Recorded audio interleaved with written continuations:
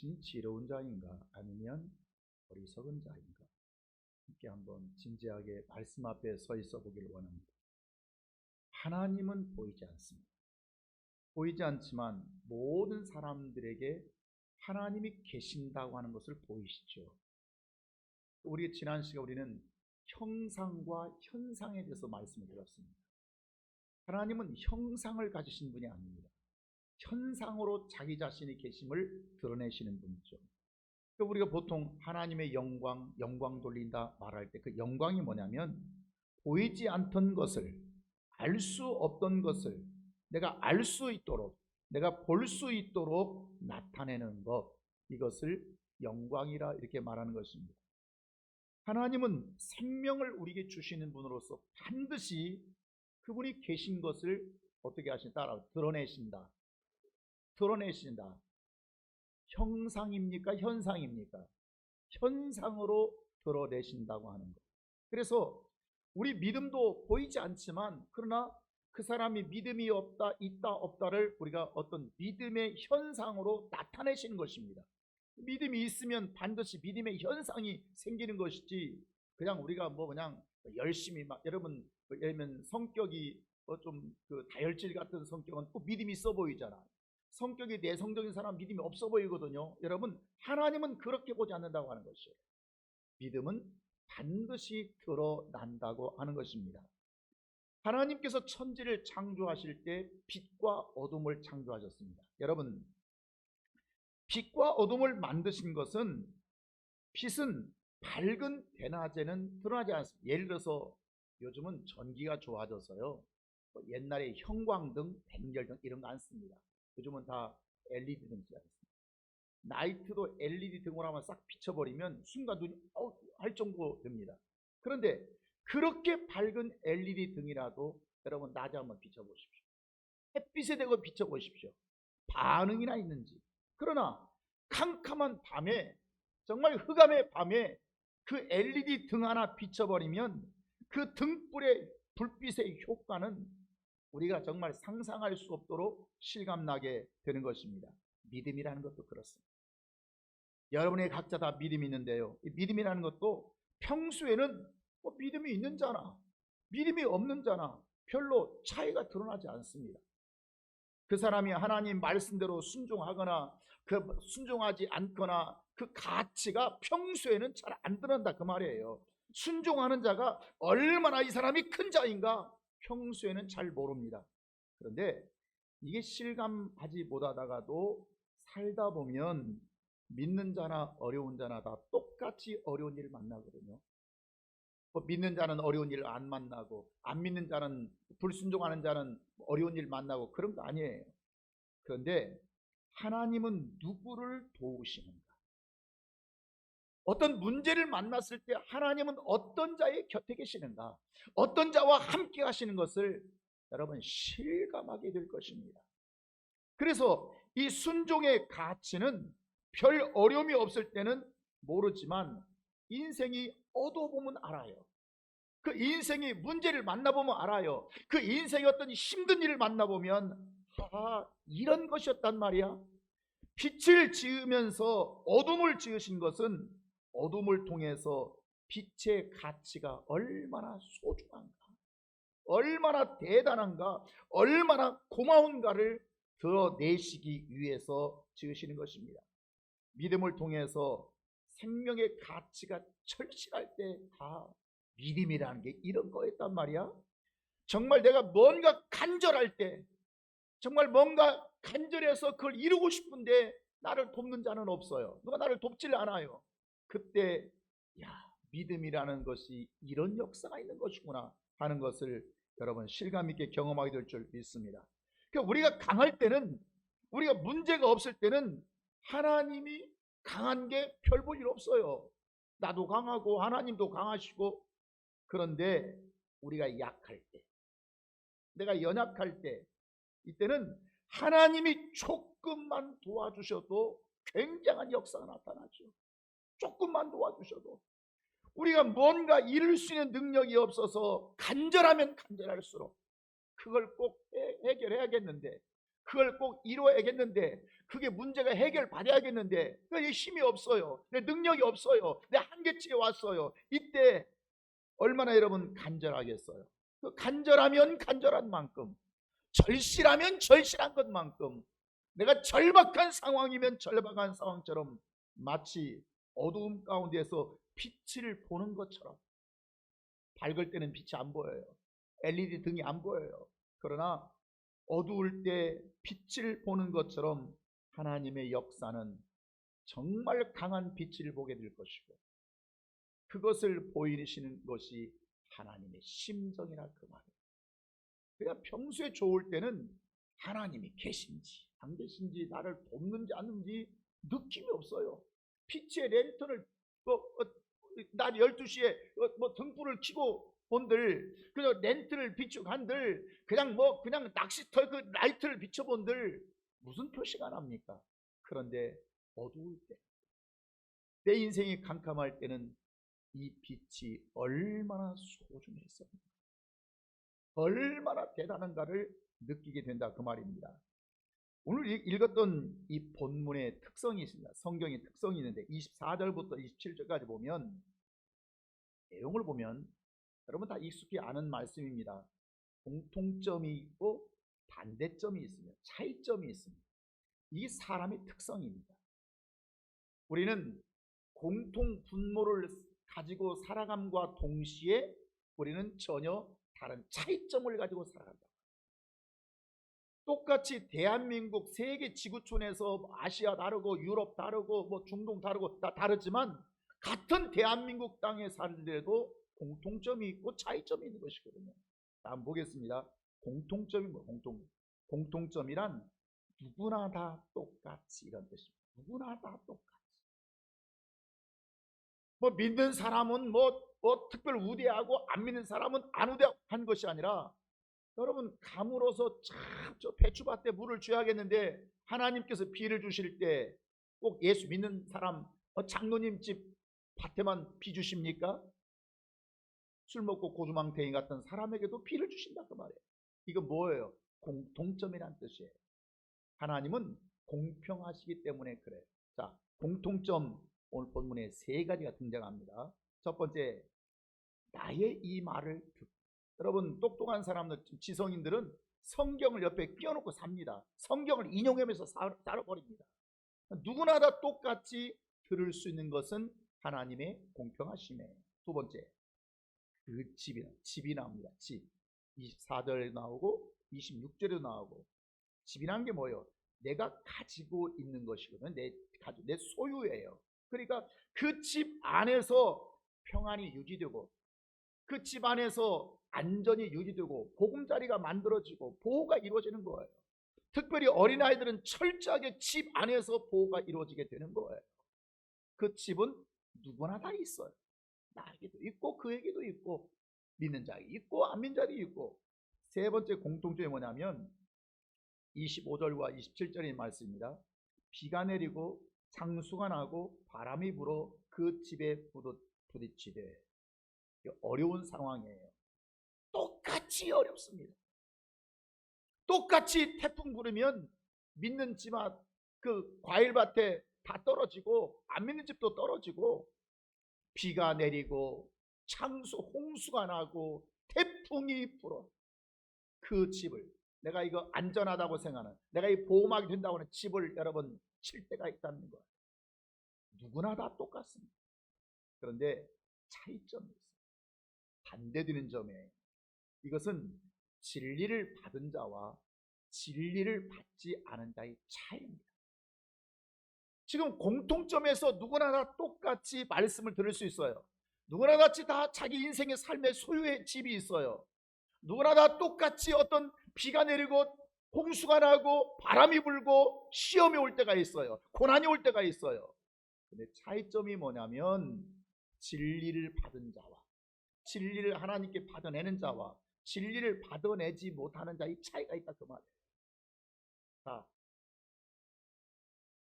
첫째는 행하는 자와 행하지 않는 자. 24절에서는 행하는 자가 있고, 말씀 듣고 행하는 자가 있어요. 26절 말씀 듣고 행하자. 이건 서로 차이점이에요. 두 번째는 24절과 26절입니다. 자기 인생의 집을 짓는데 반석 위에 지은 사람이 있어요. 어떤 사람은 모래 위에 지은 사람이 있어요. 세 번째 차이점이 뭡니까? 24절, 26절. 지혜로운 사람이 있어요. 어리석은 사람이 있어요. 사람은 누구나 다 똑똑하다고 생각해요. 나만큼 똑똑한 사람 나와봐. 다 똑똑해요. 안 똑똑한 사람이 없어요. 근데 성경은 아니, 그건 네 생각이고 지혜로운 사람이 있고 어리석은 사람이 있다고 말씀하고 있는 거예요. 네 번째는 25절. 무너지지 아니하는 집이 있어요. 그 똑같이 비가 내리고 창수가 나고 바람이 불고 태풍이 불고 시험이 오지만 견고하게 서 있는 집이 있고, 어떤 집은 27절 보면 무너져. 그 무너짐이 심한지라 박살나버려요. 다 깨어져 버려요. 인간이 한번 살아보려고 발버둥 치지만 되는 게 없어요. 난 우리 젊은 우리 친구들에게 세월을 아끼라고 얘기합니다. 세월을 아낀다고 시간이 아껴지는 게 아니지 않습니까? 지혜롭게 살아, 그 말이에요. 그런데 여기 24절 보면 지혜로운 사람 같으니, 지혜로운 사람은 반석 위에 이런 튼튼한 집을 지으면 뭐하는가? 힘들게 생각할지 모르지만 나중에 비가 오고 홍수가 나고 태풍이 불 때는 이렇게 하기 너무 잘했네. 내가 만약에 집을 허술하게 지어버렸다면 내 자녀들이 어떻게 됐겠어? 내가 허술하게 지어버렸다면 내 아내가 어떻게 됐겠어? 정말 이들이 안전하게 지켜지고 자라고 보호될 수가 있을까? 큰일 날 뻔봤네. 지혜로운 사람은 그 생각은 합니다. 왜냐하면 그 집안의 평안의 상태가 유지될 수 없기 때문에. 그러나 그렇게 지혜롭다는 것 때문에 그 평안의 상태가 유지되고 행복이 유지되고 전혀 요동치 않기 때문에 그렇습니다. 26절 보시면 어리석은 사람 같으리. 어리석은 사람이 나옵니다. 이 사람이 왜 어리석습니까? 하나님의 말씀을 듣고 행하지 않고, 하나님 말씀을 들었어, 예수님의 말씀을 들었는데 그걸 행하지를 않아요. 어리석은 자처럼 그 집을 모래 위에 지은 까닭이라고 말해요. 모래 위에 힘들게 바로 땅 파고 그냥 대충 그냥 짓고 편하게 쉽게 이렇게 생각할지 모르겠죠. 그래서 그렇게 했을지도 모르죠. 여러분, 말씀을 순종하는 자를 지혜로운 자라고 그러고요, 이 지혜로운 자를 이 사람들은 뒷날을 준비해 놓은 사람들입니다. 반석 위에 튼튼하게 집을 져서, 반석 위에 집을 짓자니 요즘처럼 중장비가 있기를 합니까? 요즘처럼 포크레인이 있기를 합니까? 그러나 힘들지만 뒷날을 준비하는 사람을 지혜로운 자라고 얘기하고요, 어리석은 사람은 훗날이 없어요. 뒷날이 없어요. 그래서 불순종하지 않는 자는 어리석은 자라고, 대충대충 삽니다. 인생을 깊게 고민하지 않습니다. 신경 쓰지 않습니다. 내 영혼에 대해서 깊게 생각하지 않습니다. 나 어렸을 때 교회 다녔고 나도 뭣도 해봤고 교사도 해봤고 선거 다 해봤는데 깊게 고민하지 않습니다. 지금 내가 믿음을 갖지 못한다고 하는 것이 어떤 의미가 있을 것이며 지금 이후에 어떤 역사가 나타날 것인가를 여러분 고민하지 않습니다. 신경 쓰지 않습니다.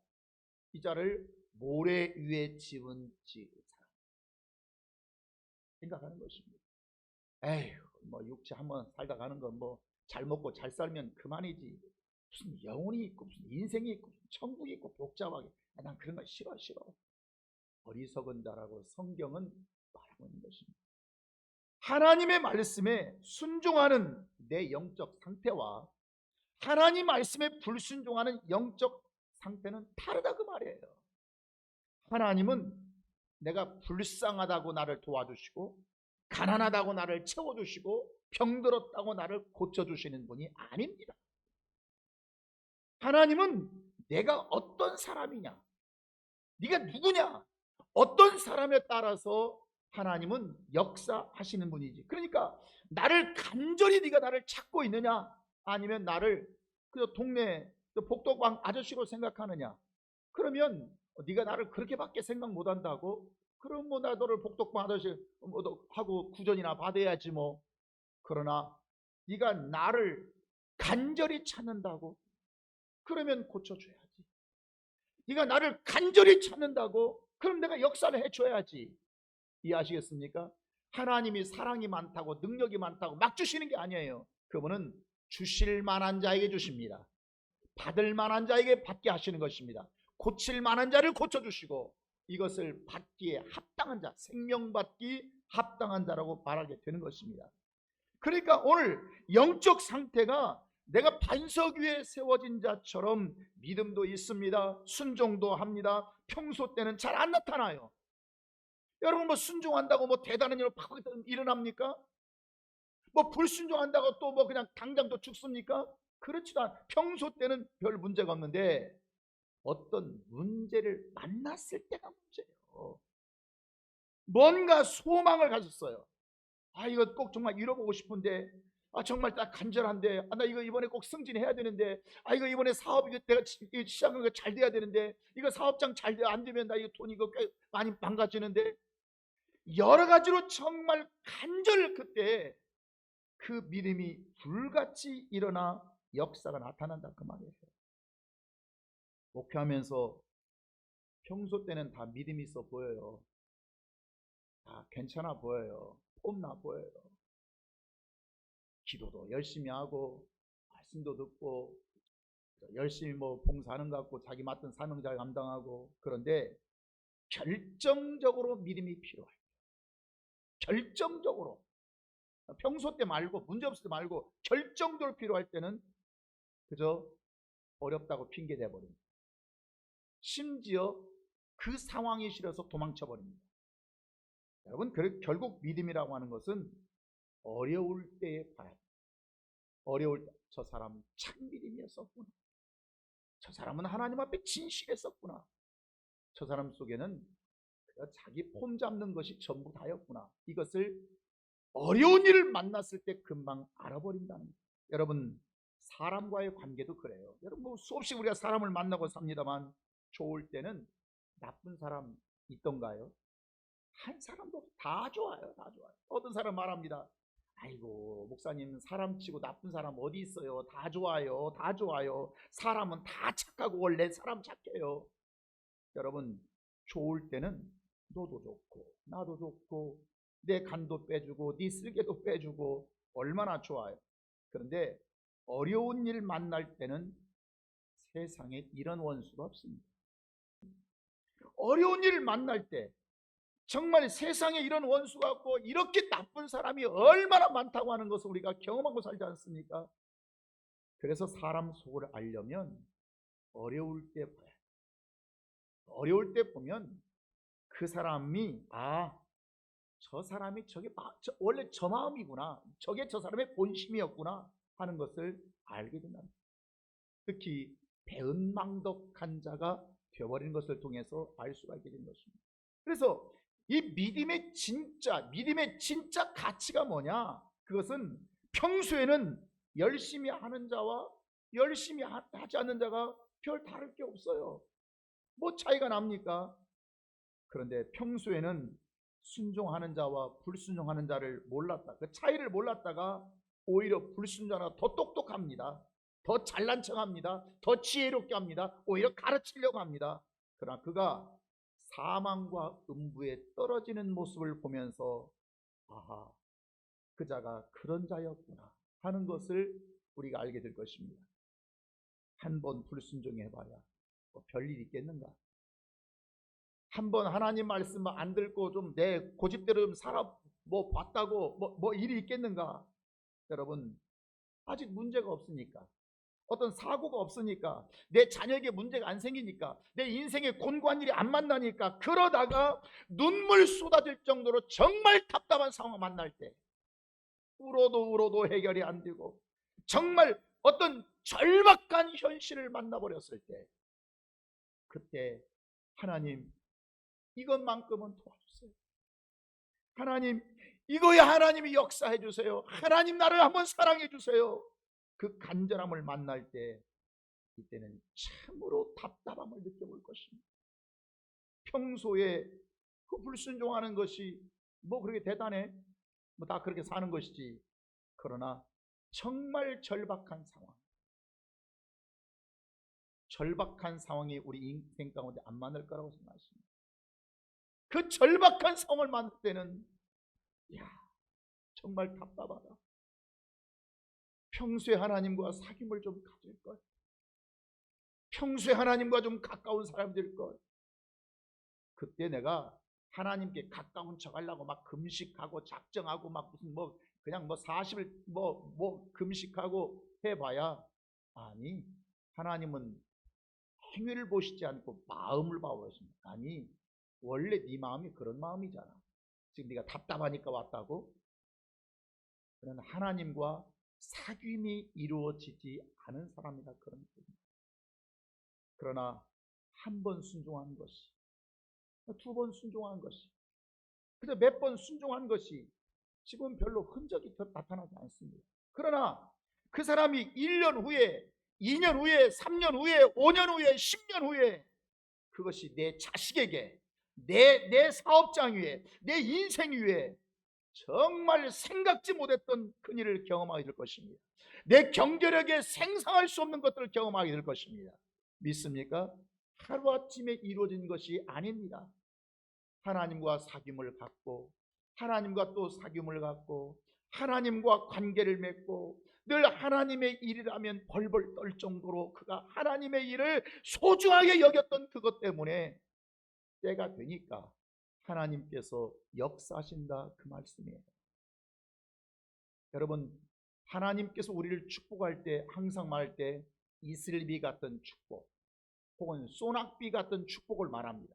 이슬비도 축복 의미고 소낙비도 축복 의미합니다. 그런데 여러분, 소낙비라고 하는 것은 언제 되는 것입니까? 이슬비는 언제 되는 것입니까? 여러분, 대기 중에 이 습도가 있습니다. 습도가 대기 중에 자꾸 이렇게 증발합니다.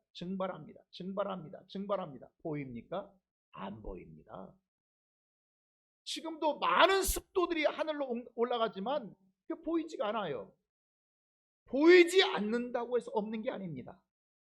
하늘 공기 중에 수분이 올라가지고 너무 무거우니까 그때 기후 변화와 함께 그게 빗방울이 되고 소낙비도 되는 것입니다. 이해하시겠습니까? 소낙비는 다른 지역에서 올라간 것까지 다 몰아서 부어주는 걸 소낙비라 그럽니다. 축복은 그냥 내리지 않습니다. 뭔가 보이지 않는데 기도가 하나님께 올라갔고, 보이지 않는데 순종이 올라갔고, 보이지 않지만 내 헌신이 올라갔고, 보이지 않지만 내 감사가 올라갔고, 보이지 않지만 내 마음을 주님 앞에 드렸더니 어느 날 하늘에서 견딜 수 없는 힘이 들 때 그것이 빗방울이 되고 이슬방울이 되어서 내 영혼의 복을 주신다고 하는 것 믿습니까? 결코 하나님은 그냥 주시지 않습니다. 이슬비를 그냥 주시고 소낙비를 그냥 부어주시는 것이 아니라 땅에서 올라간 것을 그대로 하나님께서 주신다고 하는 것을 잊지 않기를 바랍니다. 우리가 정말 내 인생에 상상할 수 없는 일들을 만나는 것은 그것이 우연히 만나는 것이 아니라 뭔가 내게서 하나님께로 향해 올라간 것들이 온다고 하는 것이에요. 말씀을 듣는 지혜로운 자와 말씀을 듣지 않는 어리석은 자에게 동일하게 25절도 그렇고 26절도 그렇고, 보면 비가 내리고 장수가 나고 바람이 불어 그 집에 부딪히래. 이게 불신자만 그런 게 아니에요. 불순종한 자만 그런 것이 아니고 순종하는 자에게도 그 시험이 온다니까요. 그 고난과 어려움이 온다니까요. 그런데 모래 위에 찍은 어리석은 사람 같으리니 그 무너짐이 심한지라. 비로소 내가 그때 참 어리석게 신앙생활했다고 하는 것을 그때 깨달을 것입니다. 그러나 그때는 이미 늦는다고 하는 것. 그러나 오늘 순종한 것이 갑자기 어려운 일을 터졌을 때, 오늘 순종한 것이 내가 큰 위기를 만났을 때 신기하게 손해보지 않고 그 어려웠던 현상을 넘어가는 신기한 현상을 여러분 보게 될 것입니다. 오늘 내가 믿음 생활 이렇게 열심히 한 것이, 내가 하나님 앞에 충성한 것이 무슨 효과가 있어라고 생각할지 모르지만 어려운 일을 만날 때는 그것이 그대로 드러난다고 하는 거예요. 아, 과연 하나님이 나를 도우시는구나 하는 것을 경험하는 것입니다. 우리는 지금 교회에서 성경 공부를 하고 제자 훈련을 심도 있게 깊게 합니다. 요즘 교회들이 뭐 성경 공부, 제자 훈련 다 사라져 버렸습니다. 그러나 우리는 합니다.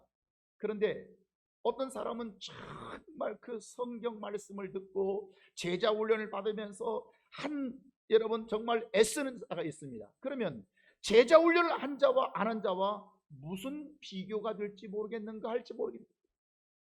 새벽마다 말씀을 들으면 그 말씀을 여러분 그 리뷰하는 걸 읽어보면 내가 두려워서 견디지 못할 정도로 이들이 이렇게 세상에서 영적으로 치열하게 살아가고 있다. 이렇게 순결한 정말 신부가 되기 위하여서 하나님 앞에 정말 이 믿음으로 살기 위해서 이렇게 몸부림치고 있구나. 내가 무릎 꿇고 기도하지 아니할 수가 없습니다.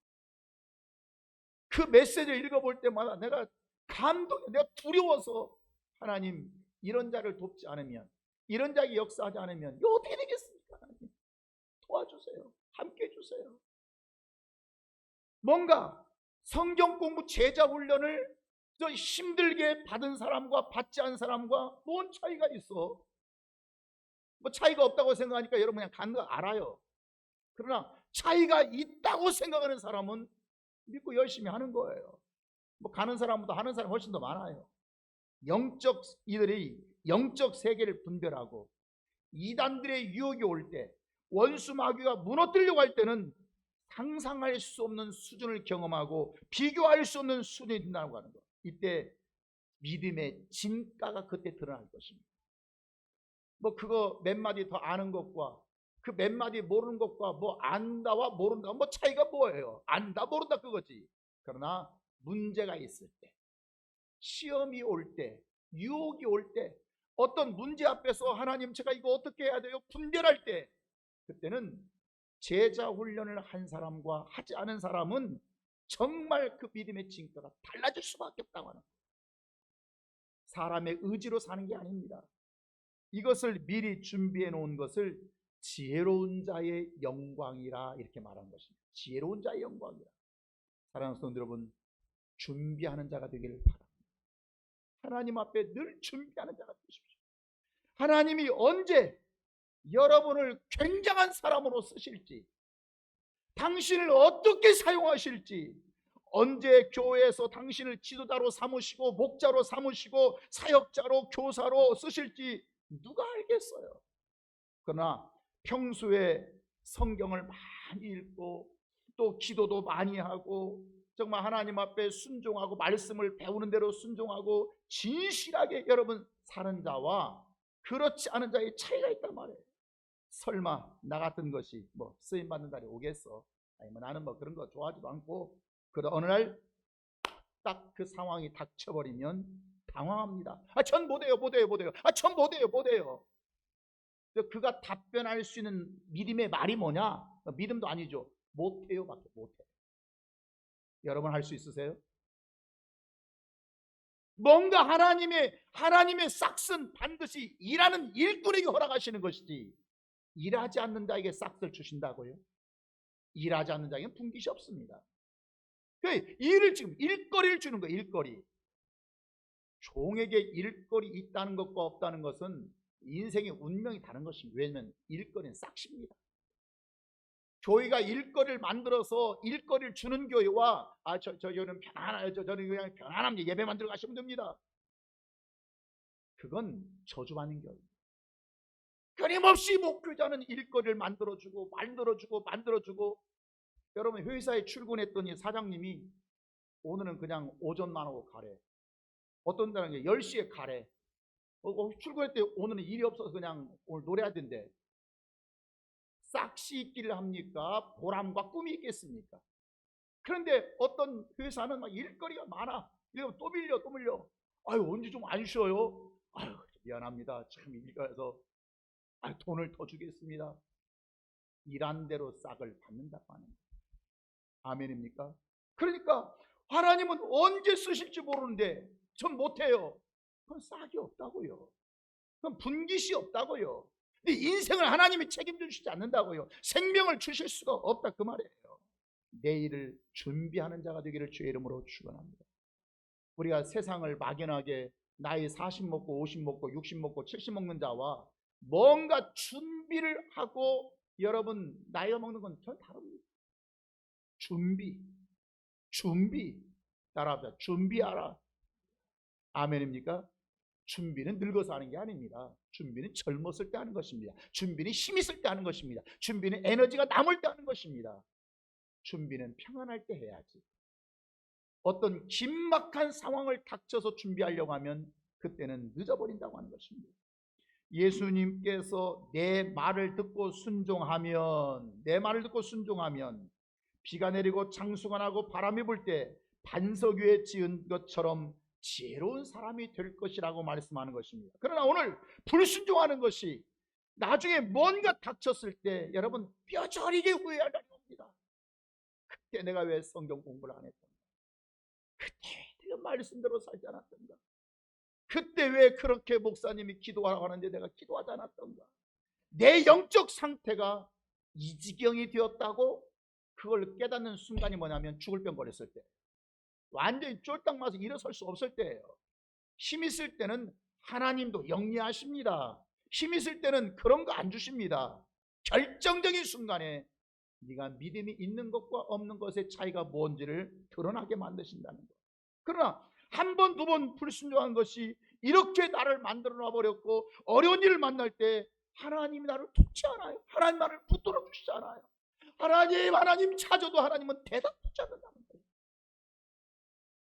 장자의 명분을 우습게 알아버렸던, 직분을 우습게 알아버렸던 에서는 죽었다 깨어나도 그 사닥다리가 하늘을 닿지 못한다고 합니다. 이해하시겠습니까? 여러분, 직분을 소홀히 여기는 게 아닌 것입니다. 오늘 순종과 불순종은 내일을 예약해 두는 것과 같습니다. 순종은 순종으로 예약하는 거고요, 불순종은 불순종으로 내일을 예약하는 것입니다. 아무도 신앙생활을 강제로 순종시킬 수가 없습니다. 이렇게 하십시오, 저렇게 하십시오. 여러분, 강제로 되지 않습니다. 결단은 자신이 하는 것입니다. 내가 지혜를 선택하든지 내가 어리석음을 선택하든지, 지혜를 선택하면 지혜가 나올 것이고, 여러분 어리석음을 선택하면 미련함이 나올 것이고, 무엇을 선택하느냐에 따라서 그대로 되어진다고 하는 거예요.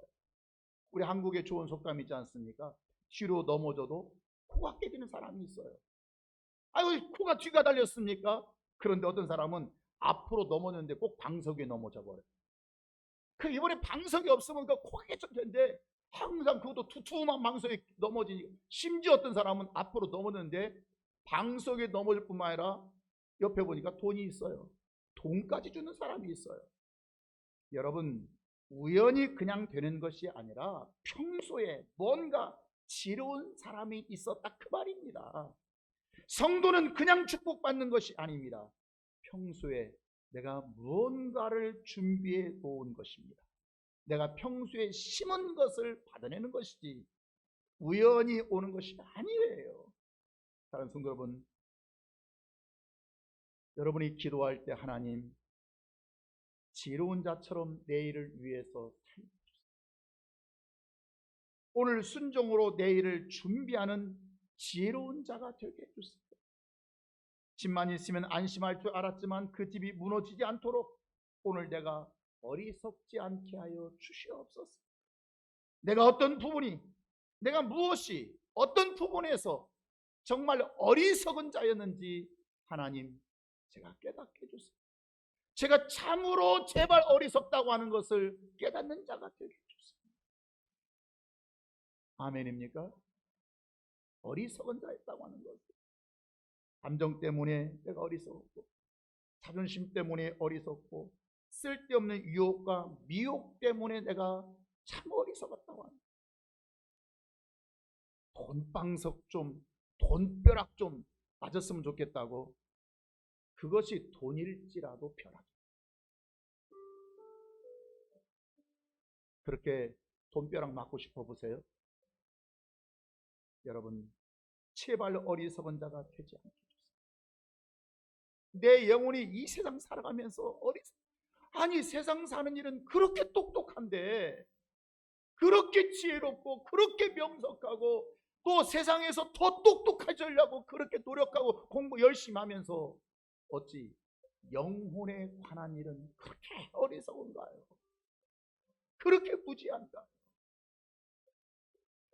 나의 어리석음은 누가 대신 받아주지 않습니다. 나중에 내가 다 받아야 된다고 하는 것을 주님 알게 해주세요. 내 어리석음은 자식 꼭 주면 꼭 자식이 받아요. 자식이 안 받으면 내가 다 받아요. 뭐 때문입니까? 예수의 말씀을 듣지 않고 미련한 자의 선택. 힘들게 반석 위에 분집을 져 힘들게 그냥 모래에 그냥 쉽게 뭐든지 그냥 쉽게 그 영혼에 관해서 그렇게 살아갈 때 이런 어두움이 온다고 하는 것을 기억할 수 있기를 바랍니다. 하나님, 나를 지혜롭게 해주세요. 하나님, 지혜로운 자가 되게 해주세요. 지혜로 미래를 준비하게 해주세요. 우리 시간 다 같이 한번 기도하기를 원합니다.